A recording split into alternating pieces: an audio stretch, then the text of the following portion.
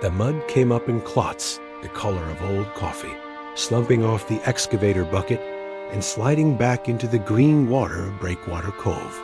And for a second, no one on the crew noticed the hard square that thunked against the steel teeth and stuck there as the machine swung toward the barge.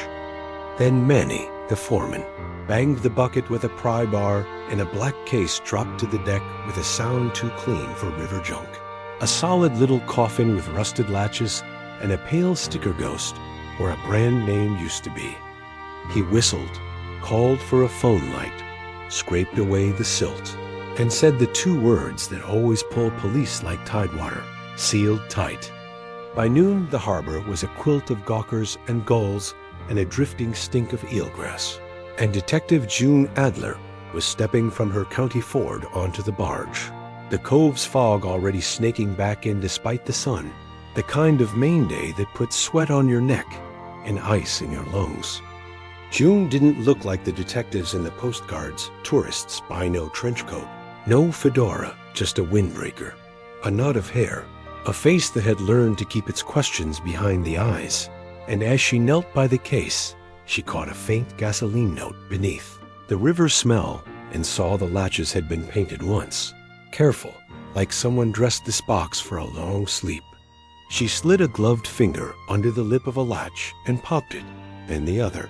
And when the lid lifted, she saw mesh netting wrapped around a smaller pouch, the kind divers use to keep things dry when nothing else will.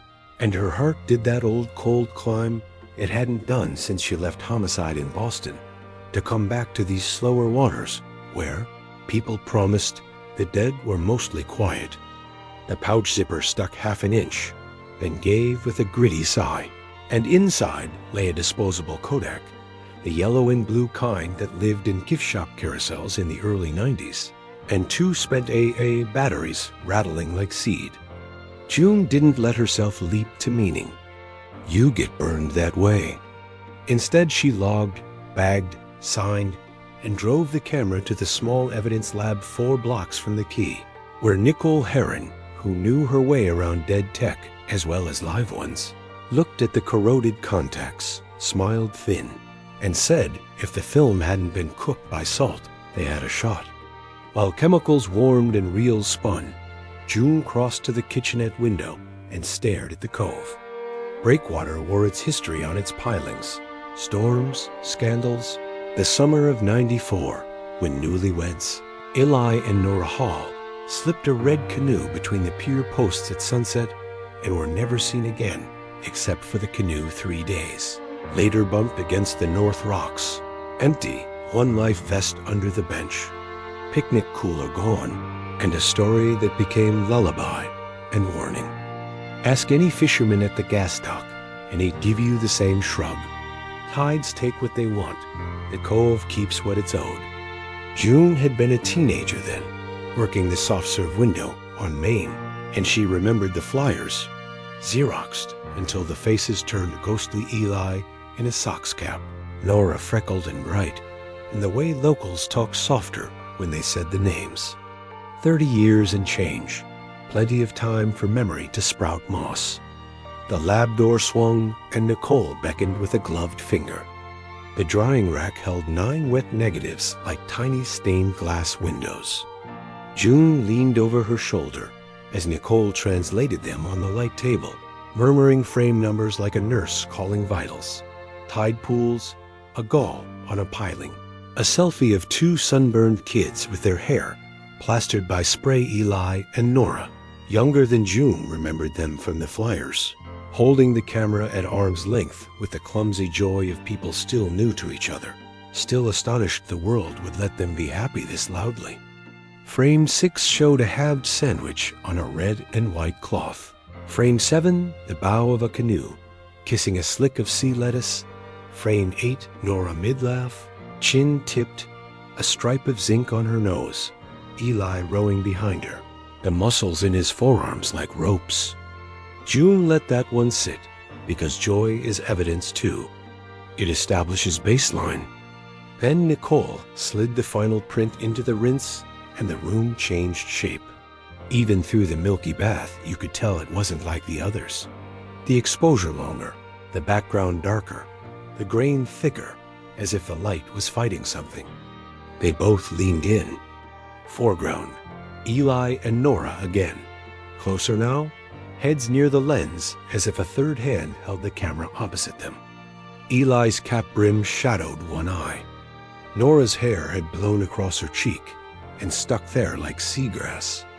Behind them, in the lower right, where the canoe's stern should have been an empty V of painted wood, there was a suggestion of a shoulder that wasn't Eli's, a sleeve darker than his t-shirt, and just above Nora's back, half hidden by her hair, a hand resting casual as a cat, pale and long-fingered with crescent moons of chewed nails. June felt the little vertigo you get when the picture you've carried in your head for years yawns, open and reveals an uninvited room. Could be artifact, Nicole said out of habit, and June nodded out of the same habit, but both women were already past that.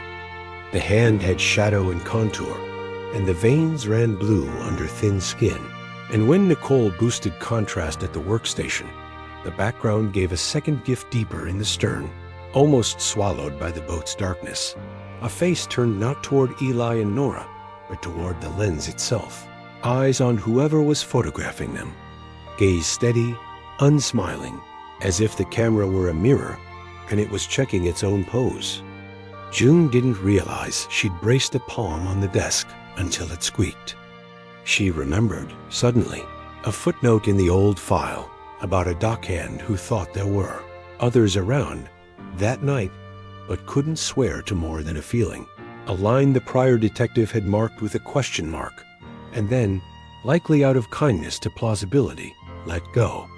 The frame's timestamp ticked in the lower corner like a heart. JUL 10/94/6, 18 p.m. About 40 minutes, if the reports were right, before a charter captain swore.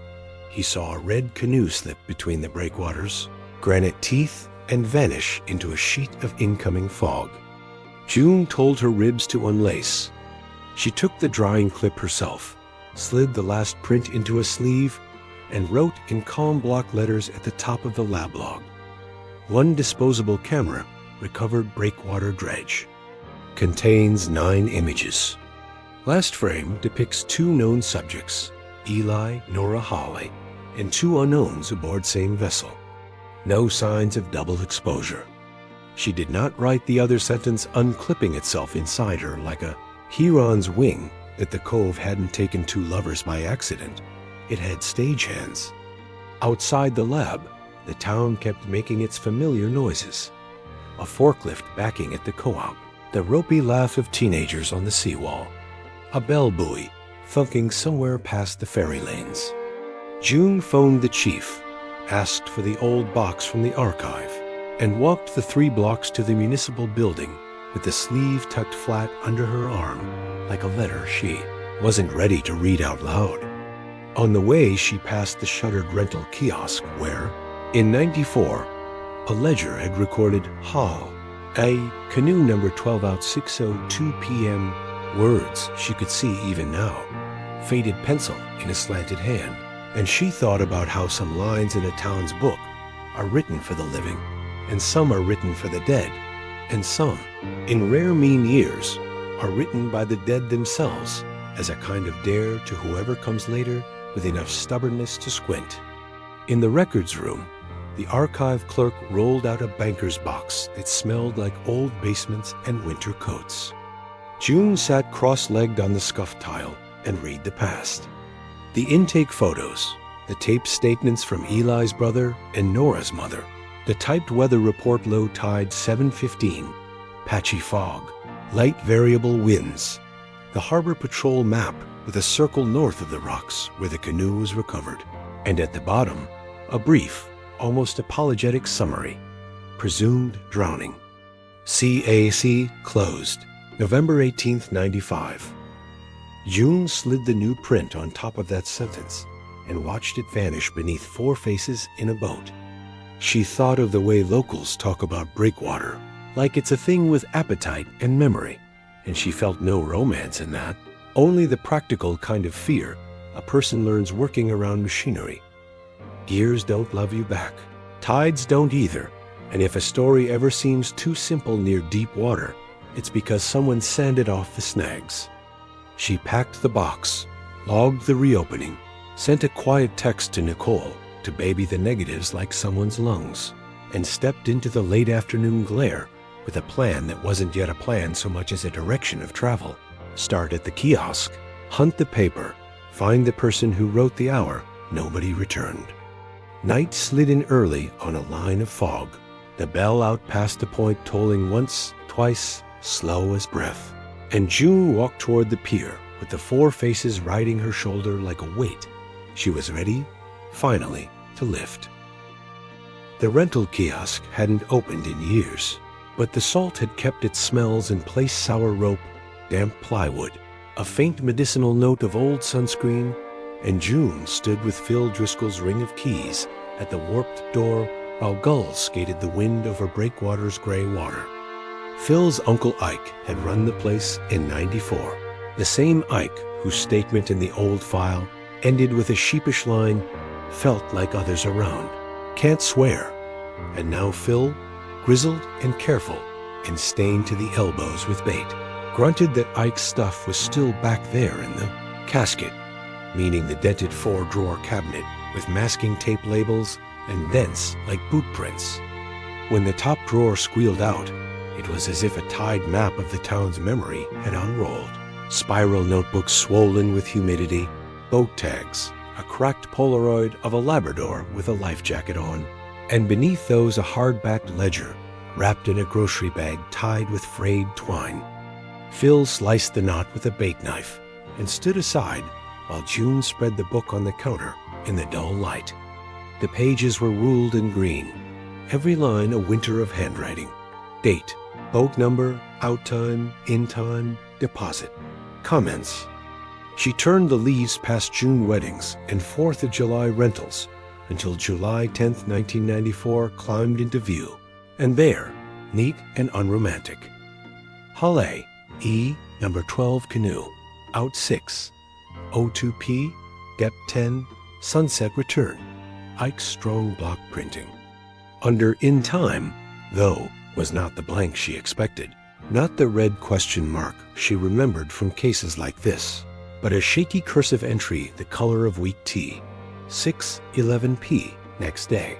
Returned for rinse. Extra vest aboard. LC. June felt her scalp pull tight. Someone had written the canoe home before Harbor Patrol ever logged its recovery on the 15th. Someone had known enough to say, extra vest, a detail that never made the papers. And someone had marked it as routine, a little sentence meant to smooth the grain where a splinter stuck. LC mean anything? She asked. Phil squinted. Uncle wrote like a carpenter. That ain't him, 94? Could be Lou Crowe, worked here a spell. Kept to himself. Fished nights. Moved off after the storm of 96. Or Lori caught her. She bagged clams mornings, came in to help with change. Lori ran off with a biker to Portland. Or so my Aunt Em says. June took a photo of the page and turned the ledger to see if the same hand had signed elsewhere. 2 days later, same cursive. Number 7 skiff returned early fuel short BM and a scribble in comments. Noisy bells at outer mark, which meant nothing until Phil said it used to be a local prank to lash a spare bell to the far mooring. Chain so charter captains thought a storm fog had rolled in. But nobody did that in high season, Phil added. Too much business to spook.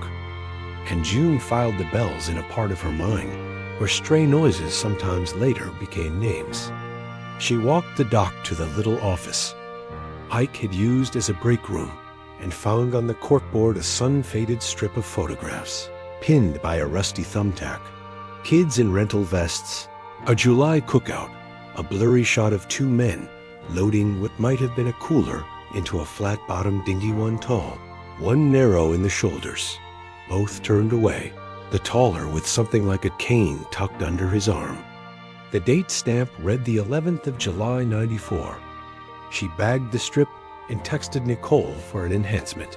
then called the last number listed on Ike's emergency contact card.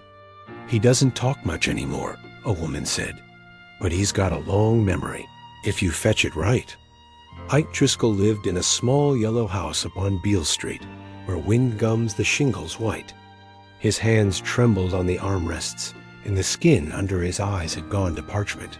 But when June laid the ledger copy on a TV tray, he put one fingertip on the cursive, like it was a thread he might pull, and said, "That ain't mine, honey," then tapped the initials. Lou, course. Came from away, not a bad boy so much as he liked cash quiet. Mended nets. Kept a locker downstairs. When June asked if he remembered anything about the day the hails went out, he told her the sky had been too clean for all the fog the radio promised. A cove had a hush like fish were listening, and there were two men he didn't like the temperature of. One who hung around the Leave Well cooler at the end of the dock with gloves on in July. Who wears gloves in July?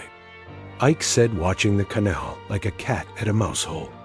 The other with the application smile, the one you put on to get a job you know ain't yours, who came twice to ask what time sunset was exactly, as if he needed permission from the clock. "You tell anybody that?"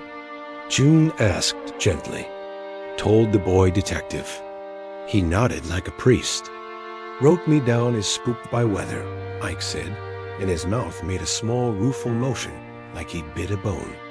June took the names Lou Crow, maybe Laurie Cotter, and the ghost of a bell, and walked to the basement locker room of the kiosk, a concrete cave that smelled of salt and Dawn dish soap.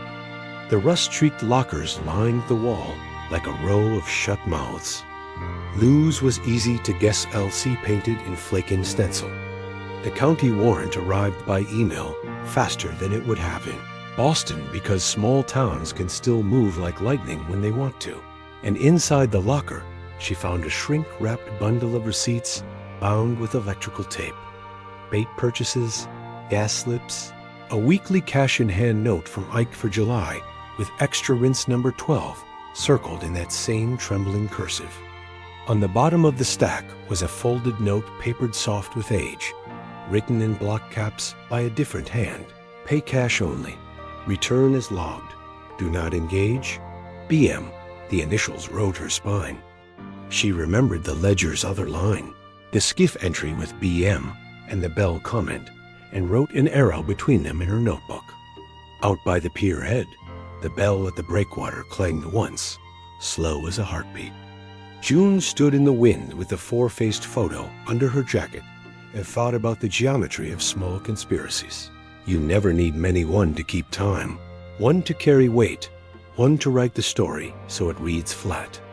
Back at the station, Nicole had boosted the corkboard strip enough to reveal the taller man's cane wasn't a cane at all, but a boat hook with a carved handle valve head, maybe in the narrow-shouldered companion, or a ball cap stitched with the logo of a shuttered camp up on North Pond, Camp Mendel, which shuttered in '95 after financial irregularities. June searched the old county payroll and found a Mendel groundskeeper listed that year. Ben Mendelson, never charged with anything, left blank after '95, like a sentence that lost its verb. She printed his HR card and tacked it beside the last frame of Eli and Nora, and the ledger crop that read, "Extra vest, aboard." And the board on her office wall began to look less like tragedy and more like choreography. At dusk, she drove to the point and parked where the red canoe would have cleared the granite teeth. The tide was slacking. Boats hung in their ropes like sleeping animals. In the quiet, behind the regular bell, she heard another, fainter, nearer, a tiny chime as if something metal tapped the intracoastal marker where no bell should be. And she thought of the prank note in the ledger and the way towns leave breadcrumbs in sounds before they're ready to leave them in speech. When she finally turned the key to head home, the fog was climbing the rocks like someone late and unembarrassed. And June, who did not believe in curses but believed absolutely in people, said out loud into her empty car, "We're not drowning anymore, Eli. We're naming." The motel office was quiet, except for the tick of the wall clock and the hum of the ancient vending machine that hadn't been stocked in decades. June spread the case file across the counter, the pages curling and yellow at the edges, like the investigation itself had grown old. Sheriff Callahan leaned against the doorframe, arms crossed, watching her sort through photographs. "Most of this is junk," he said. Half the tips were kids calling in ghost stories. But some of it, he trailed off. June held up a Polaroid. 7 cousins lined up on the dock, the neon lakeshore sign glowing faintly in the background. Smiles caught just before the night swallowed them. It was the last picture anyone took of them alive. The odd thing wasn't the cousins. It was the smudge in the corner of the photo. At first glance it looked like glare, but zooming in with her phone, June could make out the outline of a man's shoulder. Not one of the 7. Someone else had been there. "You ever notice this?" she asked. Callahan shook his head. "We didn't have digital zoom back then. And by the time we looked hard at photos, we were already chasing rumors." June set the photo aside and opened the evidence bag. Sheriff Brody had left her earlier in the week. Inside was the purple vinyl handbag, faded and stiff, its zipper broken. The blood stain was faint now, but unmistakable, and in the side pocket, the Polaroid, the one that matched the picture she had just studied. "This wasn't lost," she muttered. "It was hidden. Someone wanted it gone, but not gone far. Like they knew it might be found." Years later, the motel hallways creaked when she walked them, dust puffing from the carpet with each step.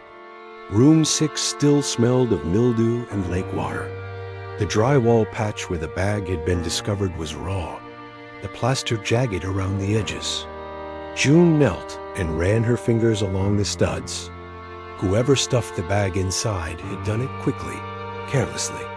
Not the work of a stranger passing through, but someone who knew the place, someone who felt bold enough to use it like a hiding spot. Outside, night was gathering. The lake glimmered black, swallowing the last streaks of light. June stood on the dock where the cousins had once sat, laughter frozen forever in that Polaroid. The wood creaked under her boots. She imagined them that night blankets, sodas, whispers of plans no one had written down. Something had shifted between them, secrets thick enough to carry into the dark. Behind her, a car engine coughed to life on the road. June turned, but only saw taillights disappearing around the bend. She let out a slow breath. Too many stories ended in silence here. Too many people said nothing because they were afraid of what naming might reveal. Back in her room at the diner's lodge, June laid out the evidence again. The ledger entries, the bag, the smudged figure in the Polaroid. Threads forming a picture she couldn't yet see. She wrote a single word in her notebook: witness. Somebody else had been on that dock. Somebody who never stepped forward. And after 25 years, their shadow was still standing there, just out of frame. The Collins house smelled of dust and lemon polish, the kind of clean that comes from habit rather than pride. June sat stiffly on the sofa while Patricia Collins set down a tray of tea. Every surface in the living room carried a photograph. The cousins as children in swimsuits, the cousins at birthdays, the cousins lined up on the dock the very summer they vanished. Smiles, laughter, the promise of futures never lived. Patricia's hands trembled as she poured, spilling a few drops that darkened the lace doily beneath the cups. "You've spoken to plenty of reporters," June said gently, notebook open in her lap. "But I'm not here for headlines. I need to hear it from you, the parts that maybe never made it into the files." Patricia's eyes tightened, weary but unbroken. "We told them everything. Everything we knew. It didn't bring them back." Her husband, Richard, sat in a warm recliner across the room, his cane balanced against the armrest. His face was weathered, but his eyes still carried a sharp glint. "Not everything," he muttered. Patricia shot him a look, but he leaned forward, elbows on his knees. I saw a truck, red Ford, old, tail light busted, parked across from the motel more nights than I can count that summer, and someone leaning on it. Tall, thin, baseball cap pulled low, always watching. June's pulse quickened. "Did you tell the sheriff?" "I did," Richard snapped. He said half the county drove old Fords back then. Didn't want to chase shadows. Patricia shook her head, her voice brittle. "It doesn't mean anything. People pass through, hunters, fishermen." Richard cut her off. "Don't pretend it wasn't strange. Kids don't just vanish into thin air. Someone was circling them." His voice cracked with anger, then softened into grief. "I should have done more. Should have written down the plate. Should have followed him myself." Silence fell heavy between them. June scribbled notes, her chest tight. The red Ford again, always circling the edges of the story like a shadow refusing to leave. Patricia reached for her rosary, fingers trembling over the beads. "We prayed every night," she whispered. "For 25 years we prayed. But prayer doesn't fill 7 empty chairs at Christmas." June glanced at the photographs lining the mantel, 7 faces frozen in a moment of innocence. And then her eyes caught something else, another frame tucked halfway behind the others. She leaned forward. "Who's this?" she asked. The photograph showed a boy with dark hair falling into his eyes, leaning against a motorcycle. Younger than the cousins, but not by much. Patricia stiffened. Richard's jaw tightened. "That's Caleb," he said finally. "My brother's boy. He stayed with us a while that summer. Drifter type. Always wanted to tag along with the others, but he wasn't invited. Never quite fit." June's pen paused above the page. "Why isn't he in the files?" "Because he left," Patricia said quickly. Almost too quickly. 2 weeks after the cousins disappeared, his motorcycle was found abandoned in Tennessee. The sheriff said he ran off. That was the end of it. Richard's gaze lingered on the photo, his voice low. But maybe it wasn't the end. June studied Caleb's smirk, the restless tilt of his shoulders. A boy half in, half out, circling the edges of a family that never fully claimed him. His name had been scrubbed from the story, erased from the official record. Yet here he was, still hanging on the Collins wall, still haunting the silence dot. As she left the house, the evening air was heavy with the smell of lake water and wood smoke. June paused on the porch, staring out the tree line. The puzzle pieces were rearranging themselves. It wasn't just 7 cousins anymore, Dot. It was 8. And the 8th had vanished. 2 Dot if Caleb had been with them that night. Then the story wasn't what anyone had been telling for 25 years. It was darker, closer, and it had lived inside the family all along. The road to Tennessee stretched long and empty, lined with rusted gas stations and motels whose neon signs buzzed half alive against the dusk. June drove south with her recorder on the seat beside her, Caleb Collins's photo clipped to the visor above her head. His smirk followed her in the rearview mirror, that restless tilt of his shoulders daring her to catch him after 25 years of silence. She replayed Richard's words over and over in her head. Maybe it wasn't the end. The sheriff's report from 1997 had been Thin Caleb's motorcycle, abandoned behind a truck stop in Johnson City, Tennessee. Keys still in the ignition, helmet dangling from the handlebars, no sign of a struggle. The official word was that he'd skipped town, chasing work or trouble, the way restless young men often did. But the timing had been impossible to ignore. The motorcycle was found 13 days after the 7 cousins vanished. From Lake Waverly, June pulled into the cracked asphalt lot where the bike had been left. The truck stop still stood, though its paint had peeled to the color of bone, and its diner windows were streaked with grease. A neon sign flickered, open 24 hours. She killed the engine and sat for a moment, staring at the patch of gravel where Caleb's last trace had been logged. The space was empty now, just weeds sprouting through cracks. She felt the weight of it anyway. Inside, the diner smelled of burnt coffee and old fry oil. A jukebox blinked weakly in the corner. June slid into a booth, pulled out her notebook, and ordered a black coffee from the weary waitress who didn't bother with pleasantries. When she explained what she was looking for, the woman raised her brows. "Been here since '91, she said, wiping her hands on her apron. "I remember the bike. Shiny, black, loud as sin. Parked out back for a week before someone finally towed it." "Do you remember the rider?" June asked. The woman frowned, her eyes narrowing as if pulling something from the fog of memory. Tall, skinny. Had that hungry look like he was running on cigarettes and spite. He came in once, sat right there where you are now. Ordered pie, ate 2 bites, and left like the place was on fire. Did he say anything? The woman hesitated. He asked about bus routes. Wanted to know if anything went north, fast. I told him Greyhound stopped twice a day out by the highway. He never came back. June's pen scraped across the page. So he left the bike, took the bus? The woman shrugged. Maybe. Or maybe someone else took him. That summer we had drifters, truckers, folks passing through. Can't say I remember his face well enough now. June thanked her, left a tip, and stepped back outside. The air was thick with humidity, the kind that clung to her skin. She stood staring at the horizon, where the highway cut north like a scar. If Caleb had boarded a bus, the trail was colder than ever. But something about the waitress's hesitation gnawed at her dot.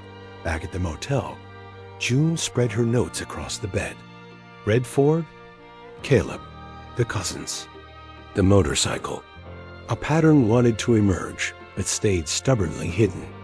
She flipped through the old police file again, her eyes landing on a small, overlooked detail.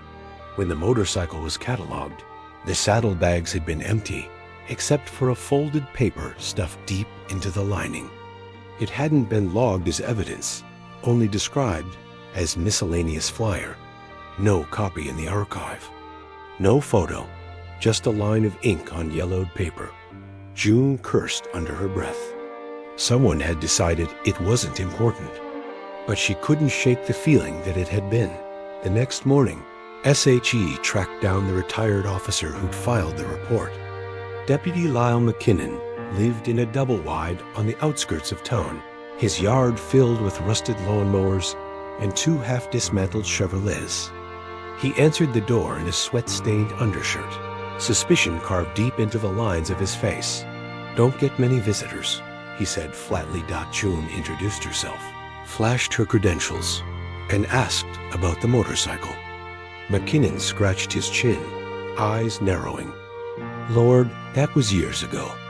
You're digging up ghosts. What about the flyer in the saddlebag?" June pressed. "The one you mentioned in your report." For the first time, McKinnon's face shifted. A flicker of recognition. "You read that?" "I read everything," June said. "What was on it?" He leaned against the doorframe, sighing. "It wasn't much. Local handout. Some kind of revival meeting out by the river. Big white tent, promises of salvation, faith healings, that sort of thing. Preacher with a strange name. Elias Crane, I think. They called themselves the Covenant of the New Dawn." June's pulse hammered. A revival meeting. A preacher. A covenant. Words that clung like barbed wire. "Did you ever follow up?" she asked. McKinnon shook his head. "Wasn't our business. Folks run revivals all summer long down here. But I'll tell you one thing, if that boy was looking to disappear, a tent full of strangers with no questions asked would have been the place to do it." That night, June sat in her car outside the abandoned river lot where McKinnon said the revival had once stood. The tent was long gone, but the earth still bore the faint circular scar where stakes had held canvas tight. Beer cans, broken glass, and weeds filled the emptiness. She stood in the center, closing her eyes, trying to picture it. A sea of folding chairs, hymns echoing against the water, a boy with restless eyes slipping into the crowd. She pulled out her phone and searched the name Elias Crane. Nothing recent. But in an archived newspaper clipping from 1998, she found a headline: Revival Preacher Missing After Fire Destroys Tent. The article was short, reporting that the Covenant of the New Dawn had dissolved after a blaze consumed their final gathering. No bodies recovered, no arrests, no trace of the preacher. But in the grainy black and white photo attached to the article, June's breath caught. Behind the preacher stood a red Ford truck. Tail light busted dot the same shadow. The same circle closing tighter dot. She printed the article, pinned it beside Caleb's photograph on her motel wall.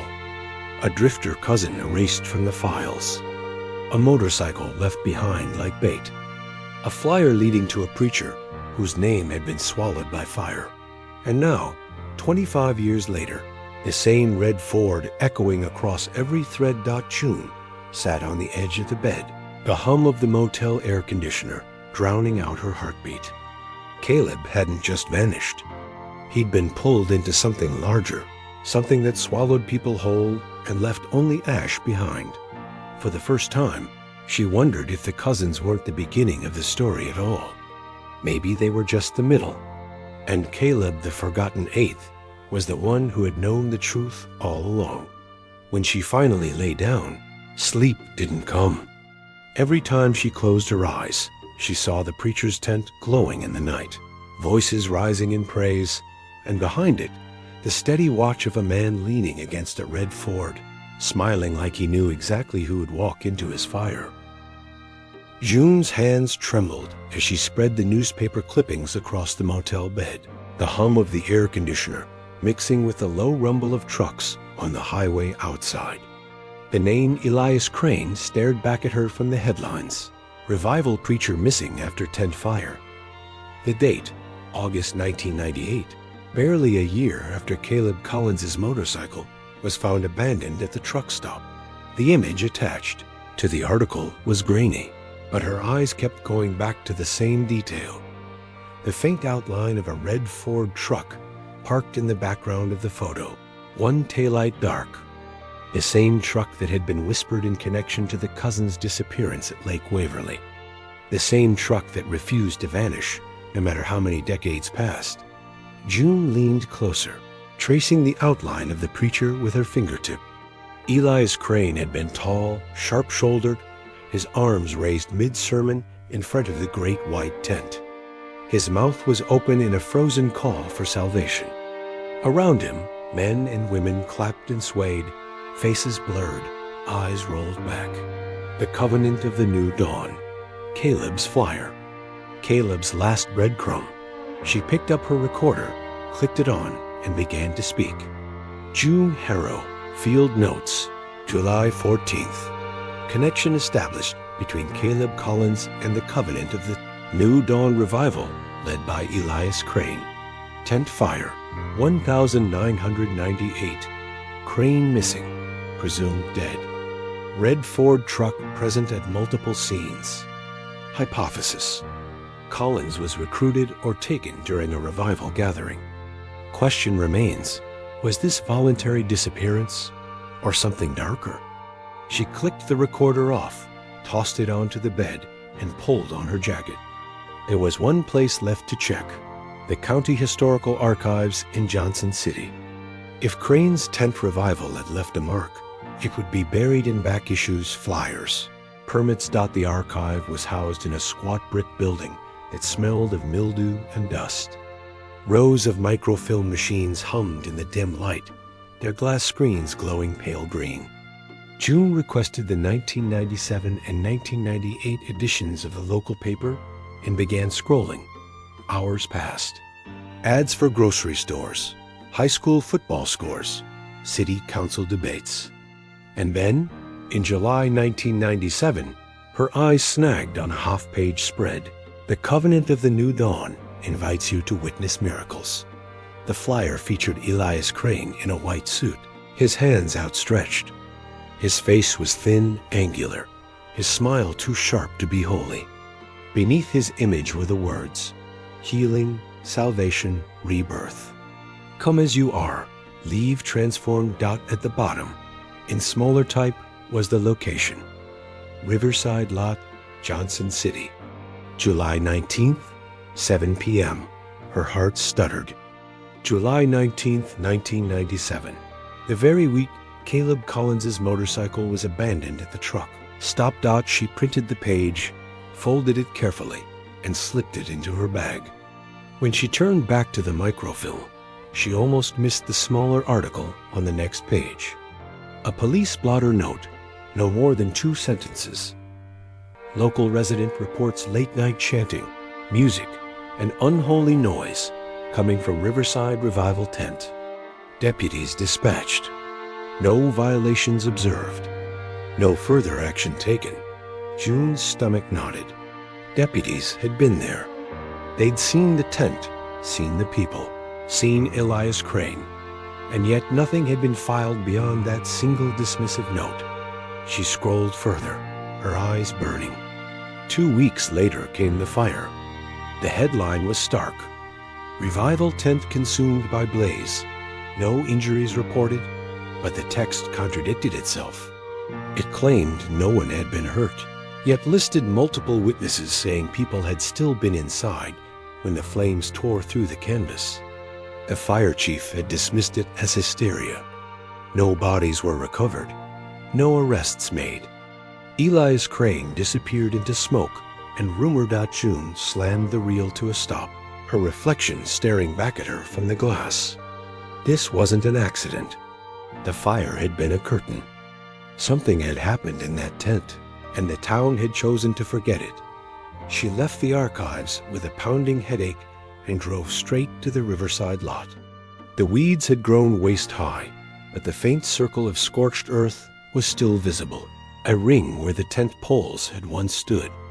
She stood in the center, the cicadas shrieking in the trees, and imagined the night Caleb walked into this place. Music swelling, Crane's voice booming, the crowd swaying like a tide. And then fire. Her phone buzzed in her pocket. It was a number she didn't recognize. She answered. "Miss Harrow?" The voice was thin, reedy. An old man's voice. "You've been asking about Elias Crane." June froze. "Who is this?" "You don't know me." "Name's Horace Bell. I was deputy fire chief back in '98. I saw what happened. You need to hear the truth." She scribbled the name down, her pulse quickening. "Where can we meet?" "Not here. Too many eyes. There's an old chapel off Route 11, St. Jude's. Midnight tonight. If you're serious about digging this up, come alone." The line went dead. June sat frozen in her car, staring at her own reflection in the windshield. Every instinct screamed trap, but something in the man's voice had carried weight. The kind of weight that came from 30 years of silence pressing down. At midnight, she parked outside the crumbling chapel, the stone walls black with lichen, its bell tower crooked. A single lantern burned the doorway. Inside, the pews were coated in dust. Hymnals rotting on the floor. Horace Bell was waiting in the front row, a hunched figure with a face like dried parchment. His eyes flicked up at her with something between fear and relief. "You came," he rasped. "Tell me." June said. He gestured with a shaking hand. "The fire. It wasn't an accident. The tent didn't just catch. It was lit on purpose. Crane wanted it that way. Why?" Bell's voice cracked. "Because he said it was time for a cleansing. Said the flames would separate the faithful from the weak. I saw him walk into that tent with 3 young men just before it went up. They weren't from here. They looked lost, scared. One of them had a motorcycle helmet in his hand." June's breath caught. "Caleb," Bell nodded slowly. "When the fire spread, The crowd panicked. Some ran, some prayed louder. I tried to get in, but Crane's men held the entrance shut. When it was over, the preacher was gone. So were the boys. All we found was ash. June's voice shook. "Why didn't you say anything?" His eyes filled with water. "Because the sheriff told us to let it go. Said the county didn't need trouble. Syed Crane's people had money influence. I was scared. We all were. So we wrote it off as an accident." June stared at him, fury rising in her chest. "And you lived with that lie for 25 years? Bell bowed his head. "Every day. And now the faces of those boys visit me in my sleep." She wanted to scream at him, shake him, demand more. But the old man was trembling, his thin hands gripping the pew until his knuckles whitened. He whispered, "You're not the only one looking. Others have been asking questions too. Men in plain suits. They don't like people remembering. Be careful, Miss Arrow. If you dig too deep, you'll end up in the ground with the rest of them." June left the chapel with her skin crawling. She didn't look back until she was halfway to her car. The lantern still burned in the doorway, but the man was gone. She drove back to the motel, her mind a storm. Caleb hadn't run. He hadn't skipped town. He'd walked into Elias Crane's revival and never walked out. And if Bell was right, then the red Ford hadn't just been a detail. It had been the watchful eye of something larger, something organized, a covenant that didn't end when the tent burned. When June finally collapsed onto the bed, her eyes landed on Caleb's photo pinned to the wall. She whispered into the dark, "I'm coming for you." But deep down, she wondered if she wasn't already too late. Because whatever had taken Caleb Collins, whatever had swallowed the 7 cousins, it wasn't gone. It was still out there, waiting in the dark, its engine humming like the red Ford that haunted every road she traveled. The storm rolled over Tennessee that night like a living thing, rain hammering the windshield as June gripped the steering wheel, her knuckles white. The words of Horace Bell replayed in her head over and over. He walked into the tent with 3 young men. One of them had a motorcycle helmet in his hand, Caleb Collins. Her missing cousin, the confirmation she'd been chasing for months, maybe years, had finally arrived, and with it, 1,000 new questions. She pulled off the highway into the gravel lot of a shuttered diner. The neon sign, half burned out, buzzed weakly in the downpour. She cut the engine and sat in silence, listening to the rain slap against the roof. The pieces were finally lining up. Caleb vanished in 1997, just as Elias Crane's revival was gaining momentum. Weeks later, a fire consumed the tent, wiping out every trace. Officially, there were no victims. But Horace Bell had seen Caleb, had seen others. And he'd been silenced. June pulled her leather notebook from the glove compartment and flipped through the messy scrawl. She'd filled page after page with connections, arrows, names, times, sketches of the red Ford truck. One word kept repeating in her notes like a haunting chorus: covenant. Crane's covenant of the new dawn wasn't a church, wasn't a movement. It was a net, a lure for the lost, the vulnerable, the ones no one would miss. Her phone buzzed on the seat. A text from an unknown number. "Stop digging or you'll end up like them." Her stomach lurched. She snapped her head up, scanning the empty lot. Nothing moved beyond the sheets of rain. Still, she shoved the notebook into her jacket, started the engine, and drove. By morning, the storm had passed, leaving the world damp and steaming. June pulled into the faded parking lot of the Johnson City Public Library. If she wanted to understand Crane, she needed more than whispers. She needed records. Inside, the air was cool, smelling of old paper and dust. She requested archived city council minutes, zoning permits, and anything tied to Riverside Lot, the revival site.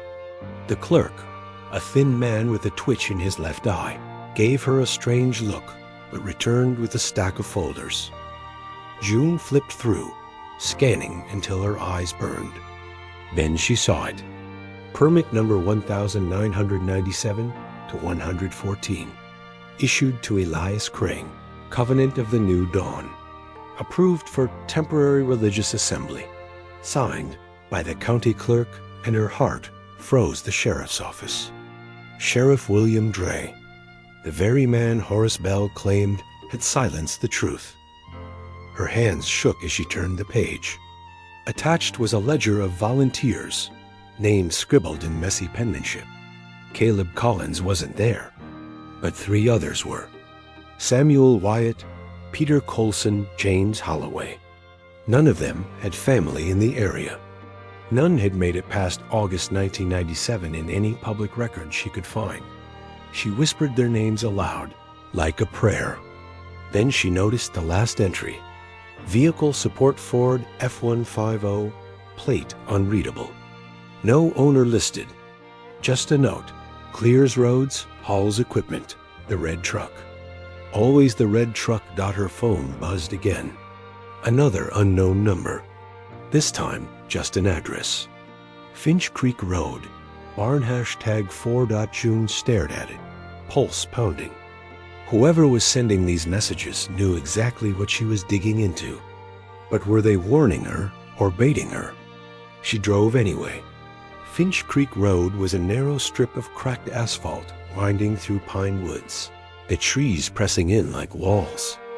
Barn number 4 sat at the end of a gravel track, sagging in gray, its tin roof rusted through. The place looked abandoned. She parked, killed the lights, and stepped out, the gravel crunching beneath her boots. The air smelled of damp earth and oil. She pushed the barn door open, hinges screaming, and froze. Inside, dust motes swirled in shafts of sunlight. Against the far wall stood a table, and on it a row of old VHS tapes, each marked with a date in black marker. July 1997, August 1997, September 1997. Her breath caught. These weren't just tapes, they were evidence. She reached for the first one, hands trembling.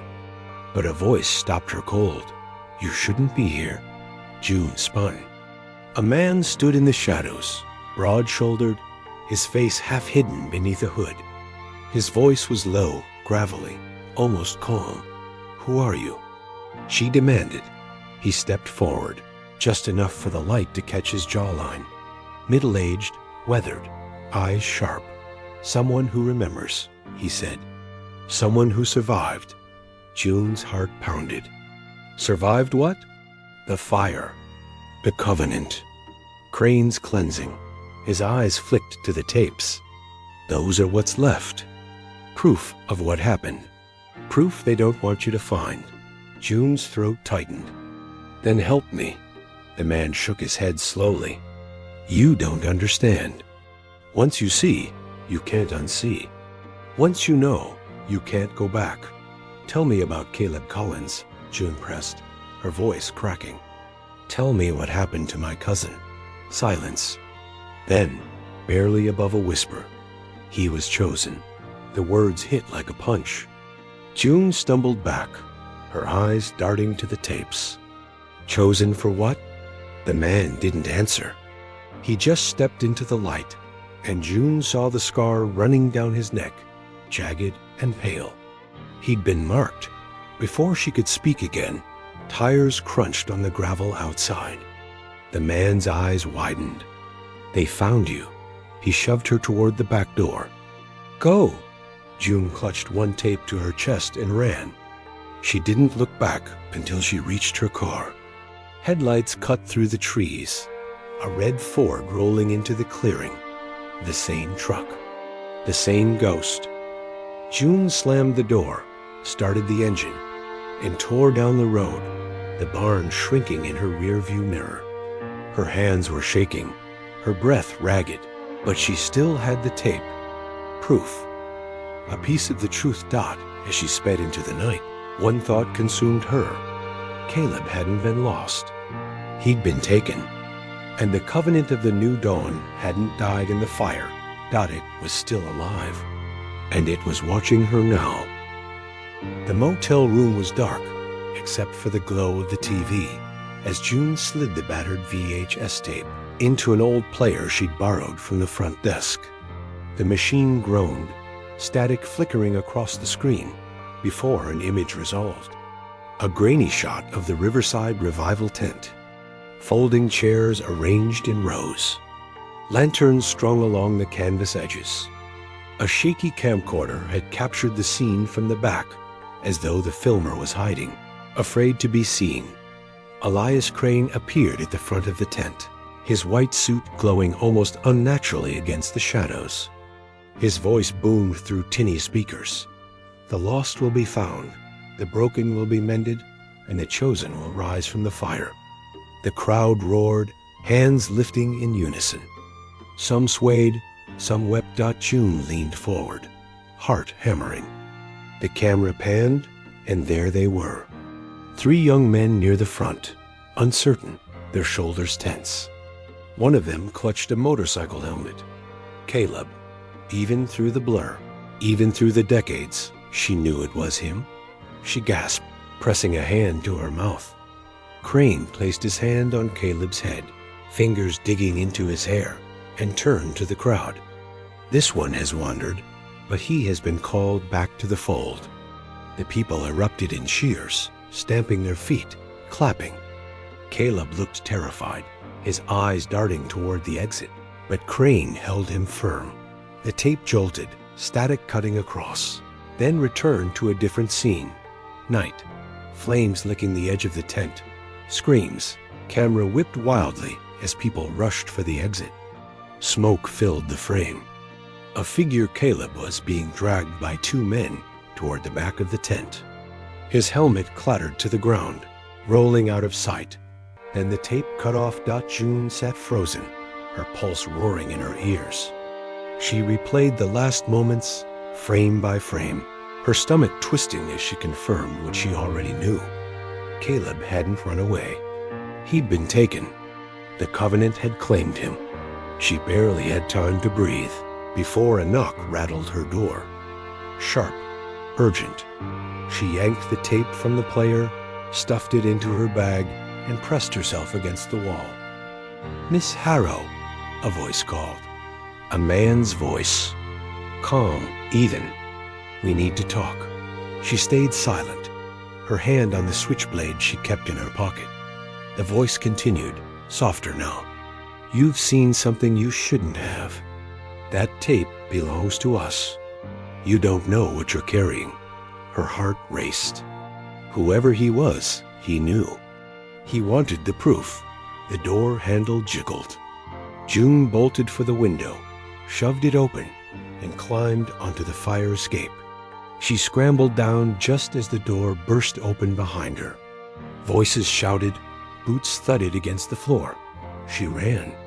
Across the lot, into the darkened street, her bag bouncing against her hip. Headlights flared in her peripheral vision, a red Ford turning the corner. Her breath caught. The truck slowed, crawling alongside her as she sprinted into the alley. A window rolled down. A man's silhouette leaned out, his face hidden. "Give it back, and we'll let you walk away." June didn't answer. She cut through the alley, burst into the back lot of a closed hardware store, and dove behind a stack of pallets. Her chest heaved, sweat mixing with the damp night air. The Ford idled nearby, engine rumbling like a beast. For a long moment, it didn't move. Then the headlights swung away, and the truck rolled down the street, slow and deliberate. A warning. June waited until silence settled, then pulled out her recorder with shaking hands. "Field notes," she whispered. "I have visual confirmation. Caleb Collins was present at Elias Crane's revival in July 1997. He was restrained. The fire wasn't an accident, it was a cover. The Covenant took him. And they're still here, still watching." Her voice cracked. "And they know I have the tape." Back in her room, she locked the door with shaking hands and stuffed a chair under the handle. She replayed the footage again, forcing herself to focus past the horror. In the chaos of the fire, when the camera had whipped, she noticed something in the corner of the frame. A man standing perfectly still amid the panic. Not running, not screaming, just watching. His baseball cap pulled low, his face hidden in shadow. She froze the frame. Her stomach dropped. The same outline she'd seen smudged in the old Polaroid of the cousins at the dock, that the same man had been there. In 1997, at the motel, at the lake, always in the background, never moving, never speaking. She sat back, her entire body trembling. This wasn't just about Elias Crane, or his covenant, or even the fire. There was someone else. Someone behind it all. And now, after 25 years, his eyes were fixed on her. The morning after the tape, June woke to the sound of sirens wailing in the distance. Her motel room smelled of stale coffee and fear. She hadn't slept, replaying the grainy footage until her eyes burned. Caleb's terrified face haunted her. The memory of the man standing still and the fire silent, untouched by panic, gnawed at her like a shadow she couldn't shake. Whoever he was, he had been there at the lake, at the motel, and at the tent. Always close, always watching. June packed quickly. She shoved the VHS into a padded envelope, sealed it, and scribbled an address she trusted. A journalist friend in Atlanta who specialized in cold cases. If she didn't make it through this, someone else needed the proof. She dropped it at the front desk for courier pickup, her hands trembling as she signed the form. Outside, the sky was gray, the air heavy. She drove toward Finch Creek, where she hoped the scarred man, the survivor, might still be hiding. Barn number 4 had been empty when she fled, but maybe he'd left something behind. A clue, a way forward. The barn smelled of rust and oil. Sunlight slanted through broken boards, cutting the gloom into stripes. June moved slowly, scanning the dirt floor. The table where the tapes had been stood bare now, dust smeared by hurried hands. But in the corner, tucked beneath a tarp, she found a crate. Inside were scraps of paper, burned at the edges, fragments of hymns scrawled in black ink. One fragment made her stomach clench. "The chosen will rise in the fire. The unmarked will feed the river." Her eyes flicked to the edge of the page. A symbol had been drawn there, 3 interlocking circles. She'd seen it before, faintly etched into the Polaroid frame of the cousins at the dock. Her breath caught. This wasn't coincidence. The covenant had been watching the cousins long before Caleb vanished. The family had been marked. A floorboard creaked. June froze. Slowly, she turned. A man stood in the doorway, silhouetted by daylight, tall, thin, baseball cap pulled low, her heart slammed against her ribs. The still figure from the Polaroid, the man in the fire, the watcher. "Who are you?" June demanded, her voice hoarse. He stepped inside, the light finally catching his face. It was older now, weathered, but unmistakable. Cold eyes. A thin smile. "You've been busy," he said softly. His voice was calm, too calm. "Digging where you shouldn't." June's fingers tightened around the switchblade in her pocket. "What did you do to Caleb?" The man tilted his head. "Same thing we did to all of them. Prepared them. The world doesn't understand sacrifice anymore. But we did. Crane did." Her stomach turned. "You burned them alive." His smile widened, cruel. "No, fire doesn't end things. Fire transforms. They were chosen to rise." June's voice cracked. "You're insane." He took a slow step closer. "Insane or faithful? You think you're chasing a mystery, but you're walking into a covenant older than you can imagine. Crane wasn't the beginning. He was just another voice. June's breath came fast, her back hitting the crate. Why Caleb? Why the cousins? Because they were marked, he said simply, his eyes flicking toward the burned hymn scraps.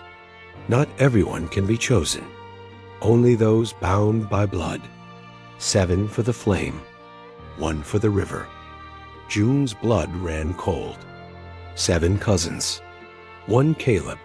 Before she could speak, the sound of an engine roared outside. Tires on gravel. The red Ford got the man's eyes lit up, almost joyous. They've come. Panic surged through her. She lunged for the back door, sprinting into the woods. Branches tore at her arms, mud sucking at her boots. Behind her, voices shouted, heavy footsteps pounding. She didn't dare look back. She broke through the trees onto a ridge. Below, the river gleamed, black and swollen from last night's storm. Her chest heaved, her body shaking, but she forced herself forward, stumbling down the slope until she reached the bank. The water whispered against the rocks. In her mind, the words from the hymn echoed, "The unmarked will feed the river." She crouched, her reflection fractured by ripples. Something caught her eye. Wedged between 2 stones was a rusted object, half buried in silt. She reached in, pulled it free, and gasped. A motorcycle helmet. The same one Caleb had held in the tape. Her knees gave out. She clutched the helmet to her chest, tears burning her eyes. Proof, more proof. He had been here. He had fought. And maybe, just maybe, he was still out there. A branch snapped behind her. She spun, blade in hand, as the watcher emerged from the trees. The red Ford idled on the ridge, its headlights cutting through the gray morning. The man's voice was calm, almost reverent. You've come to the river, just as they did. It's already chosen your place. June's grip tightened on the blade, her whole body trembling. Not today. For the first time, his smile faltered. The engine of the Ford growled louder, rolling closer, as though the river itself was waiting. June knew she couldn't run forever. But she also knew one thing. She wasn't going to be silent. Not like the sheriff. Not like Horace Bell. Not like the town that had turned away. She had proof. She had Caleb's name. And she had one last chance to drag the truth into the light, no matter how deep the Covenant's fire burned. The river was restless that night, its surface broken by silver threads of moonlight. June stood at the edge, her boots sinking into the damp earth, Caleb's rusted helmet still in her hands. Behind her, the red Ford's headlights glared like the eyes of a predator. The watcher stood between her and the trees, cap pulled low, his smile thin and patient. You can't run anymore, he said. His voice was steady, unhurried, like he'd rehearsed these words for years. The Covenant always finds its witness. And you, his eyes glinted, were chosen to carry it. June's throat tightened, but she forced her voice steady. Chosen? You mean hunted. Just like the cousins. Just like Caleb. The man's expression flickered at Caleb's name. For the first time, his calm cracked, and the silence between them thickened. You don't understand, he said sharply. Caleb believed. He walked with us. He was part of it until the end. No, June snapped, raising the helmet like a weapon. I saw his face in that tape. He was terrified. He didn't believe. He was begging. The watcher's jaw clenched. The engine of the Ford idled louder, its headlights sweeping across the riverbank. June could see movement inside, shadows shifting. She wasn't facing him alone. The hymn scraps burned in her memory. 7 for the flame. 1 for the river. Her pulse hammered. 1 for the river. Caleb. His helmet was here.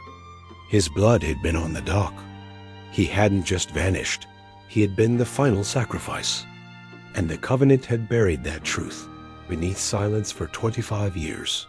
The man stepped closer. "You can still be spared," he whispered. "All it takes is obedience.